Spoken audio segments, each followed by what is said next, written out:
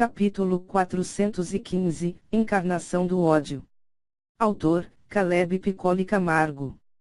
X-Yun, Minjia e Hasliang estavam agora no continente Zhao. Esse lugar. Como pode ter tanto que? Isso é impossível.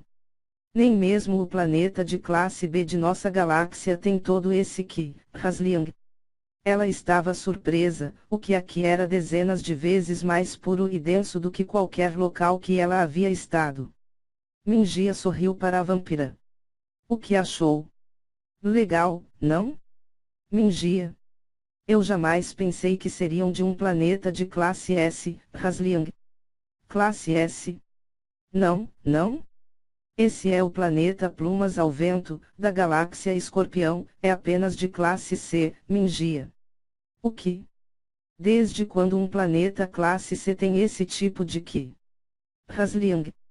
As duas riram. A vampira tinha uma personalidade animada, não parecia ser tímida e falava o que vinha à mente. Se ela não fosse basicamente uma máquina de matar, ela seria bem divertida. O que é isso?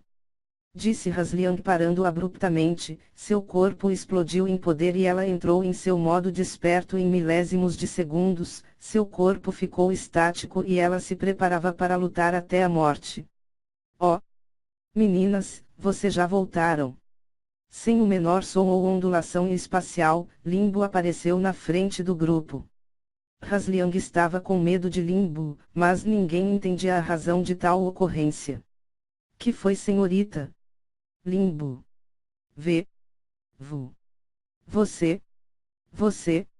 Você tem o cheiro dela, Hasliang. Dela. Limbo estava surpresa. Sim. Dela. A primeira vampira. Uma vez conhecida como a deusa vampira demoníaca. Ela é nossa mãe. Toda nossa raça vem dela, Hasliang tremia. Todavia, Minjia, X-Yun e Limbo não sabiam o que ocorria e se entreolharam surpresas. Você deve estar enganada. Esta é a senhora Limbo, ela é a mãe de nosso marido, Li Shang, X-Yun. Hasliang ainda estava um pouco temerosa, mas lentamente recobrou a compostura.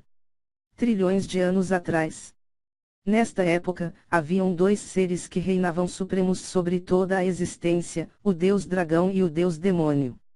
Ambos eram tão poderosos quanto as forças da natureza, a presença deles era o suficiente para pulverizar galáxias, se moviam tão rápidos que a luz parecia estar congelada. Um de seus pensamentos era capaz de criar dimensões espaciais em um instante, um mero mover de suas mãos era capaz de rasgar o tecido do espaço e do tempo. Porém, eles viviam em uma certa harmonia. Afinal, uma batalha entre os dois poderia destroçar parte da existência. De qualquer forma, durante os tempos de paz, o deus demônio teve 6 filhos e uma filha, a qual mostrou-se por ser a mais poderosa entre seus irmãos, sendo capaz de com apenas uma mão, derrotar os 6. O deus demônio estava extremamente feliz e a treinou para ser sua substituta. Já o deus dragão, teve apenas um filho. A força do garoto era colossal, com apenas 8 anos ele já estava no Dao do Santo Rei e seu poder escalava dia a dia de forma descomunal. Aos 20 anos, ele já estava no top 100 mais forte do Reino Dragão, aos 30, ele era o 10º mais poderoso e aos 40, ele estava abaixo somente de seu pai. O Deus Dragão estava exultante e sua felicidade não podia ser descrita. Então, uma bomba chegou até os confins da Terra. O Deus Dragão viu seu filho e a filha do Deus Demônio namorando escondidos. Com um ódio extremo, o Deus Dragão acusou o Deus Demônio de enviar sua filha para seduzir seu filho, mas o outro disse que ele havia enviado seu filho para seduzir sua amada filha. No meio disso, eles começaram a trocar golpes. Porém, ambos eram dois lados da mesma moeda, seus punhos destruíam o espaço a cada encontro e seus rugidos rasgavam o tecido do tempo. Em apenas alguns segundos de batalha, 10.000 galáxias foram dizimadas. Na realidade, o casal se amava, eles haviam visto um ao outro em uma reunião de seus pais, quando ambos tinham apenas 6 anos. Naquela época, sem seus pais verem, ambos fugiram e ficaram correndo pelos corredores. Dali, uma amizade juvenil nasceu, inerentes às desavenças naturais entre suas raças. Eles lentamente cresceram e mantiveram contato. Então, quando ambos tinham 20 anos, iniciaram seu romance secreto. A menina era singular. Ela era a única capaz de sobrepor-se à maldade inerente aos demônios. Ela ficou conhecida como a Dama da Realidade, já que, diferente dos demais de sua raça, era a única que conseguia atingir a proeza da bondade. Sua beleza e força eram únicas e todos aguardavam o dia que ela se tornaria a deusa demônio. Porém, com a descoberta chocante do romance dos dois, tudo foi por água abaixo. Então, o deus dragão e o deus demônio, pela primeira vez em todas as eras passadas, se uniram e decidiram matar seus filhos, pelo bem da existência. Foi uma ocorrência única, jamais vista antes e que ficaria escrita nas fundações da existência. Eles agiram de tal forma para que uma guerra de proporções colossais não ocorresse entre os dragões e demônios, levando à destruição de tudo que existe, já que naquela época as duas raças representavam o mais alto nível de poder. No entanto, os dois jovens amantes se uniram e foram contra seus pais, mas, no fim, eles ainda eram inferiores, afinal seus progenitores eram aclamados como deuses. Em um golpe mortal, o deus demônio matou sua própria filha, destruindo o coração dela. Todavia, quando ambos esperavam uma resposta sanguinária do jovem deus dragão, não viram isso, mas ele correu para o corpo de sua amada. Não? Não façam isso. Ela está grávida. Ela está grávida. Berrava ele. Os dois deuses, vendo o que haviam feito, estremeceram diante da chocante notícia. Um filho de um deus dragão e de um demônio do mais alto nível. Porém, o feto havia sido morto. Nesse instante, ao sentir que seu filho e sua amada haviam sido mortos, o deus dragão queimou todo o seu poder, sua vitalidade, sua presença, tudo, até o âmago de seu poder. Ao fazer isso, ele disparou contra os dois. Mesmo sendo derrotado, conseguiu arrancar um braço de seu pai e sogro, bem como uma perna de cada. Em seus últimos segundos de vida, ele se arrastou até sua amada e beijou sua bochecha, desfalecendo ao seu lado. Os dois deuses, no extremo do cansaço e da dor, lentamente flutuaram até o cadáver dos dois. Devemos apagar tudo. Não podemos deixar ninguém saber. O deus dragão não terminou sua fala, quando uma explosão de poder apareceu. O corpo do jovem deus dragão foi transformado em pura energia Yang que disparou para o corpo da garota demônio. No entanto, assim que a energia Yang entrava em seu corpo, ela era transformada, tornando-se algo repleto de ódio, rancor e maldade. Os dois deuses arregalaram os olhos quando viram a garota se levantando. Seu corpo exalava um poder além da imaginação e por um momento, os dois sentiram a morte vindo até eles. A batalha entre eles retornou, mas dessa vez, as coisas foram diferentes. A jovem outrora conhecida como a Dama da Realidade, o demônio benevolente, agora passaria a ser chamada de a encarnação do ódio, a primeira vampira. A troca de golpes entre eles foi intensa, beirando o irreal. Dimensões foram destruídas, imortais morreram, quadrilhões de bilhões de vidas foram perdidas.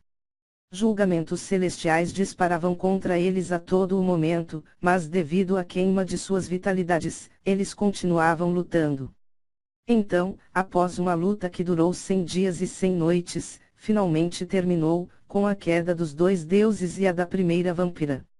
No entanto, algo que ninguém imaginava, é que o feto que todos haviam pensado que tinha morrido, também havia renascido. O deus dragão e sua amada, haviam usado tudo o que lhes restava de poder para recuperar seu filho. Então, uma esfera de luz branca disparou para os confins da existência, carregando a semente nascida da união mais improvável. Essa semente não precisava de uma barriga para se desenvolver, e após milhares de anos, um jovem em seus 20 anos saiu do casulo branco que o cercava no interior de uma montanha.